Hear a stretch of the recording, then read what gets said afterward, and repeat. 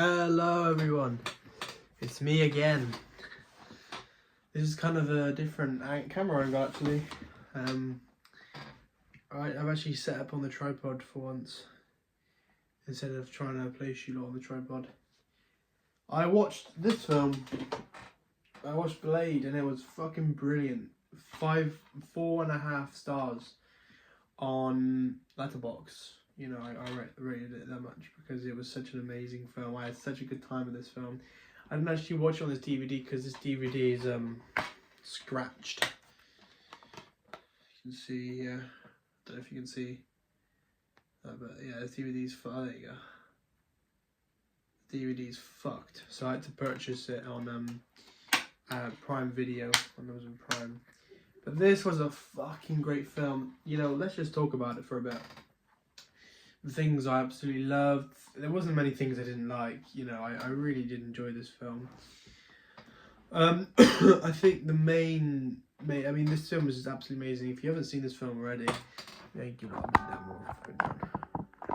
Yeah, if you haven't seen this film already, watch it because you won't regret it. So, I mean, the beginning scene, holy shit, what a fucking way to open up a film. I mean, Jesus fucking Christ. There's some amazing openings to films. I'm a huge fan of there's some films that open films so well. For me personally, that's Trainspotting, that's Shallow Grave, that's Reservoir Dogs, that's what else? Jaws. Blade is up there, man, because yeah, it was something. That intro, you know, it's very realistic. You have a horny man, you have a horny lady, and you get all excited. Oh, she's gonna go, you know, I'm gonna get laid and blah blah blah. And he's going into this kind of bunker, and then the music in this film as well. Oh my god, amazing! And he's going into this, nightclub, and he's like, "Whoa, you know, it's a nightclub. Whoa, this is kind of weird when this like fucking place full of meat, and now we're in this nightclub, and yeah, it's very realistic. And then they're all dancing and." The lighting is amazing, and you know the lighting of how it transfixes that party kind of vibe, and all the characters, and how it shows you throughout the scene, and how we gain this perspective of what's kind of going on through the guy. You know, we are the guy's perspective because we get understand as vampires and everything, but we're still a bit uncertain in the sense that. Well, we don't know what's going to happen to the guy, and we don't know what kind of vampires they are. You know, are they just traditional vampires? Like, they are pretty much traditional vampires, but like, when are they going to turn? What are they going to do? That's going to kind of make them stand out, a bit different from other vampires. And as soon as Wesley Snipes rocks up, holy shit, they all get fucked up, and that is some amazing shots. You know, the shots there are so quick. The music, the roster, Dancing with the Roster, amazing song choice, and you know he's just beating everyone up. I absolutely love when he beats the guy up to the ceiling. And he gets like his chin like locked in, and the girl when she hisses like on the beat goes boom with the shotgun. He's just fucking badass, man. Wesley Snipes, he's fully clean.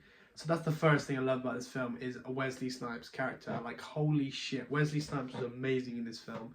He was very much the superhero-esque. Like he played that well. I think people could oversee that as kind of overacting or kind of not like realistic acting, but obviously it's not going to be realistic acting because he's a superhero. So. Yeah, that was something. Wesley Snipes is amazing. I love it. When you get this look, every time you'd look over his shoulder, he would always look this really cool look. It's amazing. And I love the end bit where he grabs his glasses. So yeah, Wesley Snipes, the beginning scene's absolutely amazing with a range of different, very fast-paced camera movements.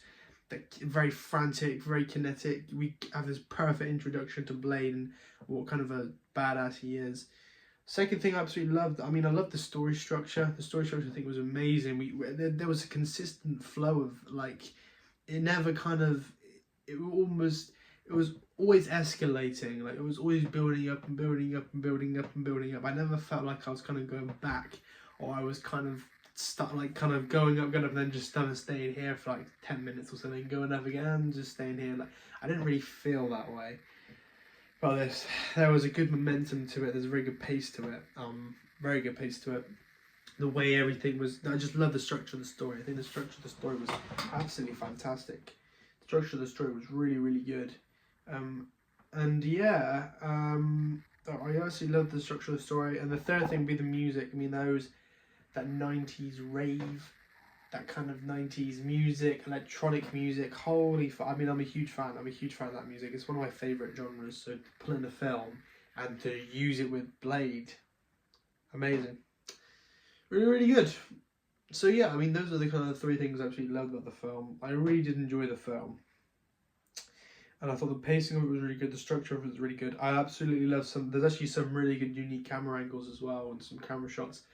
I love when towards the end when he's fighting the guy who's like I forgot his name, but when he's had like the blood on his forehead, and he's gone like a crazy immortal vampire. And then Blade basically tries to, when Blade gets his he gets the tranquilizer kind of things, what are they called again? But when he throws them all, the camera is moving really well. It showcases that kind of kinetic, frantic, powerful action through a use of a range of different very fast-paced camera movements that also include Wesley Snipes. And are shot in a way where they move very quickly. We don't know what's going on, but we also know what's going on in terms of like the background and like how the characters are like positioned, and how obviously it's in focus as well. So like, yeah, I mean, it's hard to explain, but the way it was shot, going all the sounds, I thought was really cool, and I haven't really seen that before.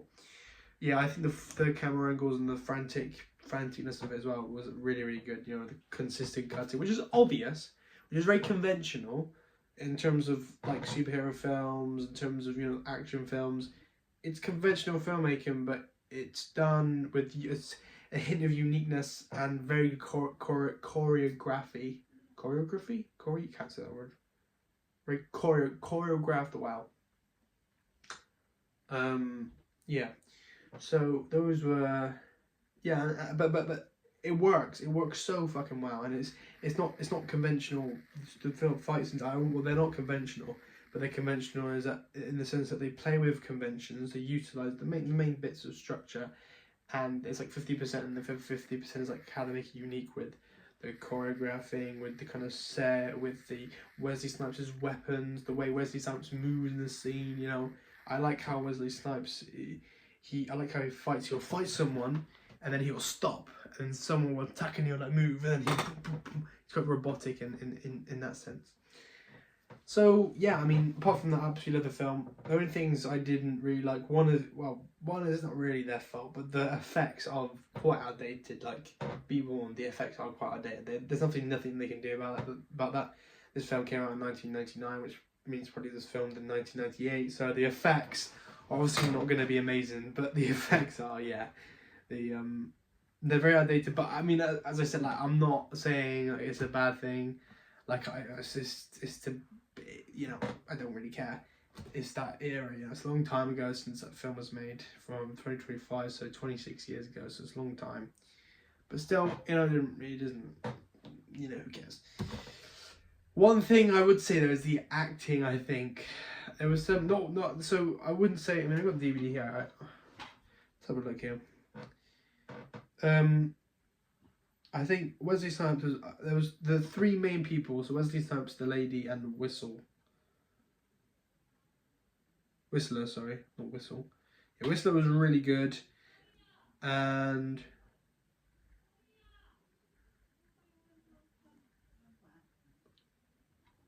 I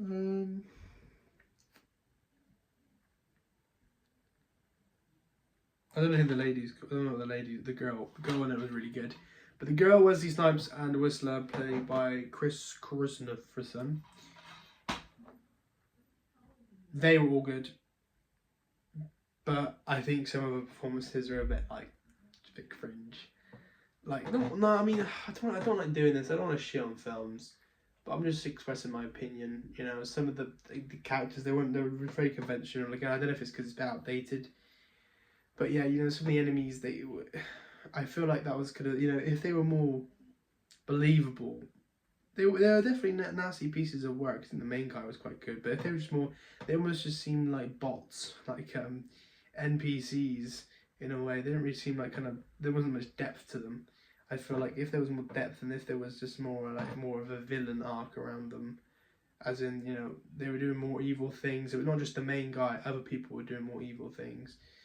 And they were doing them, but it wasn't showing it us. You know, it wasn't showing us that. So I think that was definitely something. I think the acting, the bad guy acting, I think could have been a bit better. Which is a bit of a shame. But yeah, again, it's not like I'm having an issue with it. All I want to do is I just want to express what I think. It doesn't necessarily mean that I'm trying to shit on it or I'm trying to you know, I just like to have a contrast with it, what I liked and what I wasn't too keen on. But what I also loved as well was the kind of 2000s vibe to it, that kind of grainy look. 2000 films from like certain eras always have a look to them, and 2000s has that look. It's like this kind of grainy look. It's quite quite a grainy look, quite a contrasting look. Not even quite. I mean, it's hard to explain what it looks like, but 2000 films have a look about them that I love. Very neon. It's like not neon, but like very. I don't know. It's very much like that. However you explain that look. But yeah, it's got a look to it which I just adore. I love so much. Also the lighting. Actually, looking at that, the lighting when the big kind of posh vampires. That lighting, those scenes were really good. They were so atmospheric. You know, yeah, they were so atmospheric, those bits, because of the lighting, the top lighting, the kind of interrogation lighting, and the how where the camera was placed, the sounds, the kind of sense of how everything was perfect, the flat table, the flat chairs, everything was kind of seamless and a bit abyss. Yeah, those scenes were really good. They were just a very good atmosphere to them. You know, atmosphere of posh but evil. You know, in the darkness as well. They were really, really cool with all the main vampire dudes. But yeah, I think it went well. Oh yeah, another thing I wasn't too keen on is how they brought back Wesley Snipes' mum. Like, I don't think they needed that. That was one thing I don't actually have an issue with. They didn't need to do that. There was no reason for that. I think they want to create like a twist, but like it's weird, and his mum's weird to him. It's almost like it's his son. I know she's a vampire and everything, but she's almost like flirting with him, and it's just weird. It's just like, you know, I think, you know, we should have never met Wesley. We should have never met Blade's mum. Never. You know, that was the beginning of the film. She died, and that was that. And they should have kept it as that. And even when the mum is back, there isn't much like story, or there isn't particularly like much. Blade doesn't have that much empathy. But sorry guys, my phone offed itself again. It seems to like to do that and just run out of storage. Where was I? I think I was talking about Wesley Snipes' mum. Yeah, that was weird. Did not need to be there. Oh yeah, I was talking about empathy. So yeah, of course, Wesley Snipes is not a particularly empathetic character. I get that. But there should have been a relationship, because the relationship with his mum, I feel like, was very deep, very personal. I think that should have been explored a lot more. And if they did want to play, as in if they did want to like play with that character of her being alive, I think it should have been a lot earlier, not towards the end. It's just a bad twist. Didn't need. I mean, I just don't think they needed to be there at all. You know, it's almost like the kind of leave it to the audience's imagination. It's almost like the briefcase in Pulp Fiction. I feel like that's kind of Wesley Snipes' mum. It's like we should create our own opinion and like our own story and like our own feelings towards Wesley Snipes' mum. Why do I keep saying Wesley Snipes' mum? Blade's mum, not Wesley Snipes' mum. Blade's mum. We should create our own kind of character on our head from the beginning images that we have. And it should just be that. It should just be that. We don't need to see her in person. We don't need to see her physically. Back as his vampire. It just doesn't. That just doesn't work. I do have an issue with that. I don't think that needed to be in the film at all. But aside from that, you know, this film is amazing, and I really enjoyed it. Again, I've said that so many times, but there's a reason why I've said that so many times.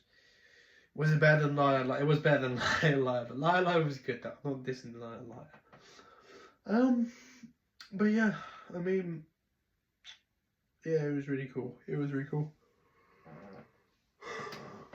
I'm trying to think. There's probably more stuff. I like the time lapses as well. The time lapses are really cool. They use time lapses loads. But yeah, this film has that. I mean, it's kind of like Man on Fire. I'm using Phone Booth again as an example, but Man on Fire is kind of similar with that style, that fast kinetic style. I feel like those kind of films were very kind of just energetic. The 2000 films were very energetic, very action packed, very in your face. You know, I feel like that was definitely a trend going on then at those times.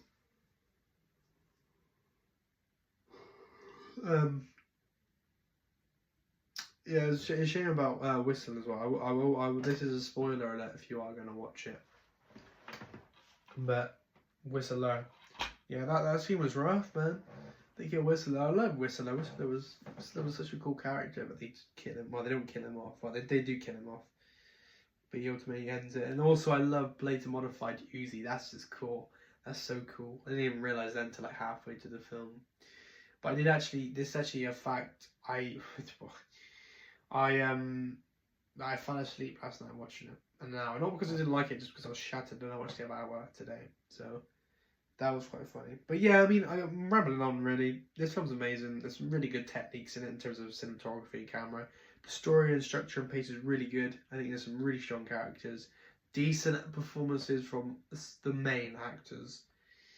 But if you're looking for an action-packed film that's with a good story to it, something that's quite compelling, something that's very energetic, something that's that 2000 vibe with it, then yeah, this is definitely that film, 100%. And if you like vampires, if you like vampires, if you like horror films, if you like superhero films, it's got quite a broad. God, I'm tired. It's like nearly midnight. Whew. It's nearly midnight. Jeez, I'm very tired. It's freezing cold as well. It's got a very broad demographic. There we go, got that. For people who want to watch it. There's also a lot of weird blood in this film. I don't like how blood. So with me in real life, blood bothers me. I don't like it. That makes me feel really weird. I go a bit lightheaded. I get all queasy.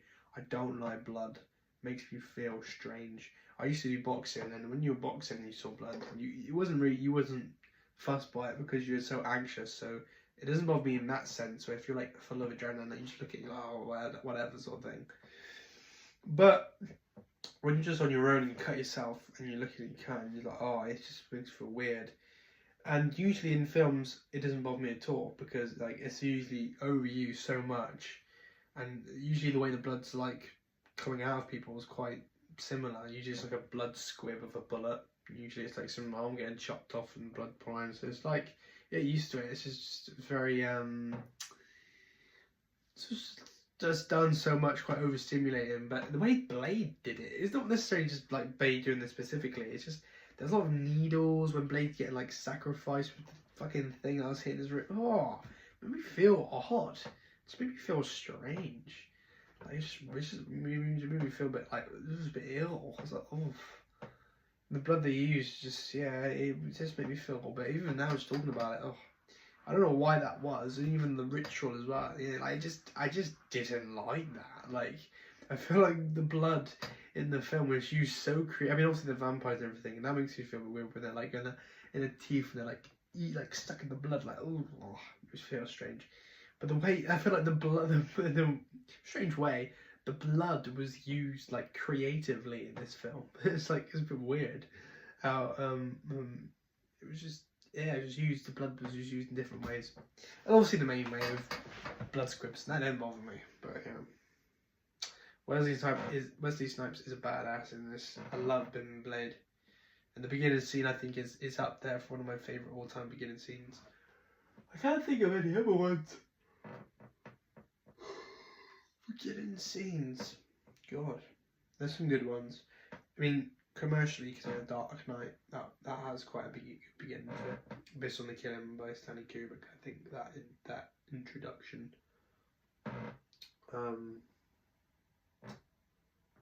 Not too sure what other ones said. I love Trainspotting 1, Shallow Grave, Trainspotting, Jaws, Blade. Blade's got amazing intro. It will come to me. There'll be one like, oh yeah, I forgot to mention that in the video. But that's it for me today, guys. It's quite late. I've been rambling on about this film I watched. Yeah, I'll see what I post tomorrow. I have no idea what I'll post tomorrow. I'll give an update on what's going on with film, what's going on with certain things, my life. Yeah. So I'll record tomorrow. See you then. Goodbye.